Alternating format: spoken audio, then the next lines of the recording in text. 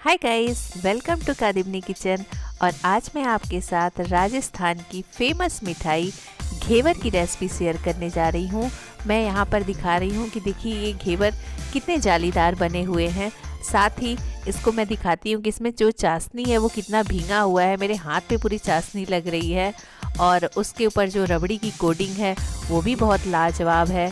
तो चलिए इस रेसिपी को बनाना स्टार्ट करते हैं। हाँ, अगर आपने मेरे चैनल को देखना स्टार्ट कर दिया है तो इसे लाइक कर दीजिए। चैनल पर पहली बार विजिट कर रहे हैं तो इसे सब्सक्राइब कर बेल आइकन को प्रेस करना नहीं भूलिएगा, जिससे मेरी जो भी लेटेस्ट रेसिपी रहेगी वो आप तक सबसे पहले पहुंचेगी। तो चलिए सबसे पहले हम चाशनी को बना लेते हैं। देखिए चाशनी बनाने के लिए मैंने 1 कटोरी पानी लिया है और उतनी ही चीनी ली है, मतलब 1 कटोरी चीनी। इन्हें अच्छी तरह से बॉयल करना है। चूँकि मैंने अभी 2 दिन पहले घेवर बनाया था तो कुछ चाशनी मेरी बच गई थी, तो उस चाशनी को भी मैं इसमें ऐड कर दूंगी, जिससे इसकी क्वांटिटी थोड़ी ज़्यादा हो जाएगी। तो आपको भी इतनी ही क्वांटिटी रखनी है, यानी 2 कटोरी पानी लीजिएगा और 2 कटोरी चीनी। तो इतना आपको चाशनी बनाना है। मैं इसकी कंसिस्टेंसी आपको दिखा देती हूँ कि आपको कैसा रखना है चाशनी को।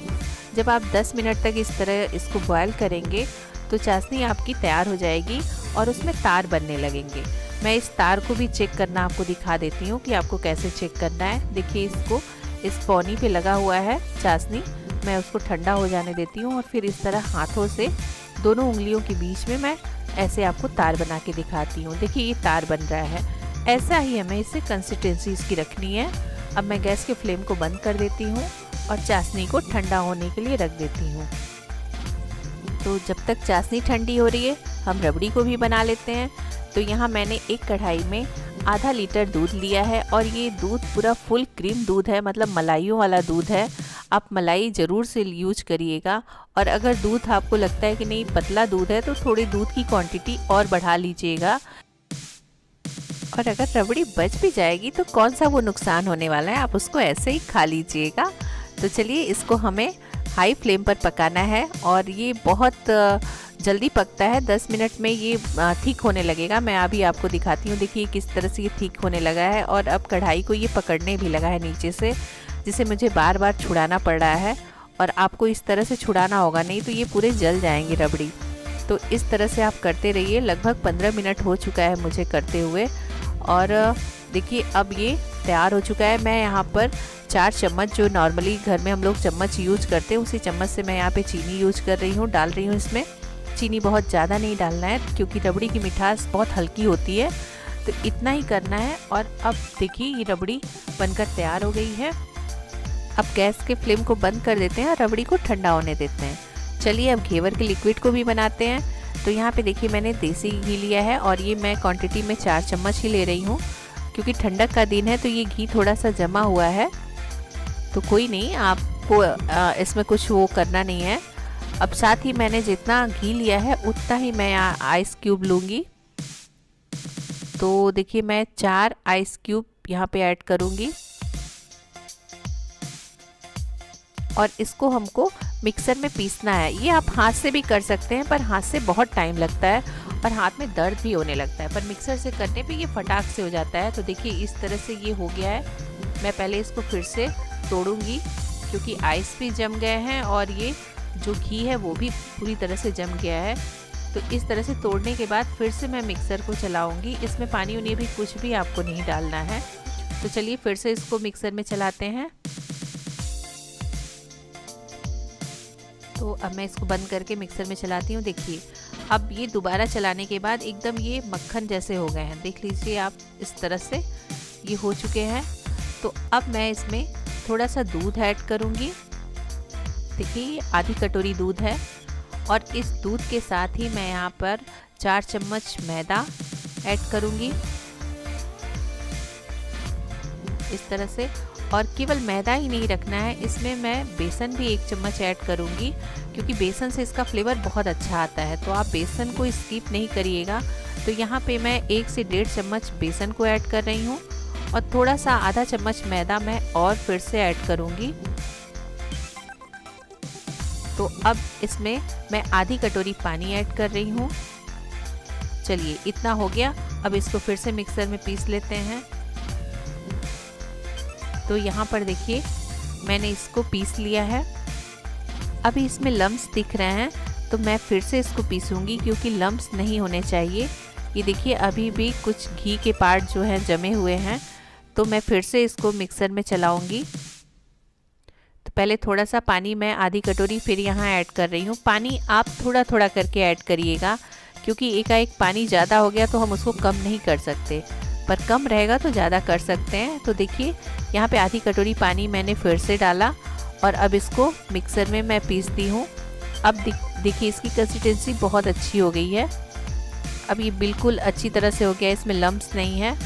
तो अब मैं इसे एक दूसरे बर्तन में टर्न कर लेती हूँ, पर मैं थोड़ा सा पानी और यहाँ पे ऐड करूँगी और अब मैं दूसरे बर्तन में से टर्न कर लेती हूँ।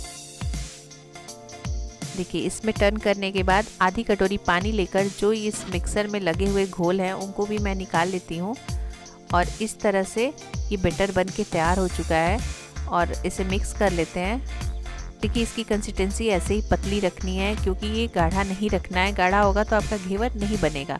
इसको ऐसे ही पतला रखना है, आप इसको देख लीजिए। चलिए अब मैं इसे एक बॉटल में भरूंगी क्योंकि बॉटल में भरने से ये जब तेल में जाएगा तो एक इक्वल चारों तरफ से ये फैलेगा और अगर आप किसी कलछल या चम्मच से डालेंगे तो वो बराबर नहीं जाएगा।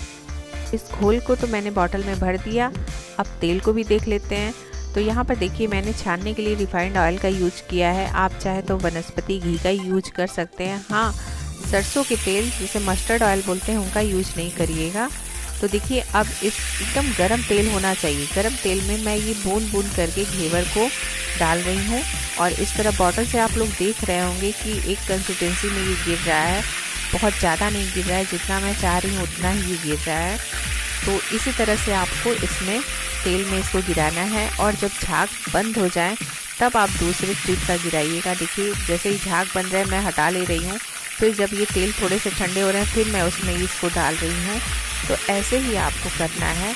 और ये देखिए जाली किनारे किनारे जालियाँ बनने लगी हैं। आप बहुत जल्दीबाजी नहीं करिएगा, नहीं तो ये तेल सारे बर्तन के बाहर आ जाएंगे, इसलिए आराम से आप इसे बनाइएगा। और अगर कोशिश करना हो तो आप पहली बार ट्राई कर रहे हैं तो किसी गहरे बर्तन में बनाइएगा, जैसे भगोना हो इस तरह से, उसमें बनाइएगा तो आपके तेल जल्दी गिरने के डर नहीं रहेंगे। तो देखिए ये जाली बन चुकी है। अब मैं इसे चाकू से चारों तरफ से छुड़ा देती हूँ और इसे अच्छी तरह से सिकने देती हूँ।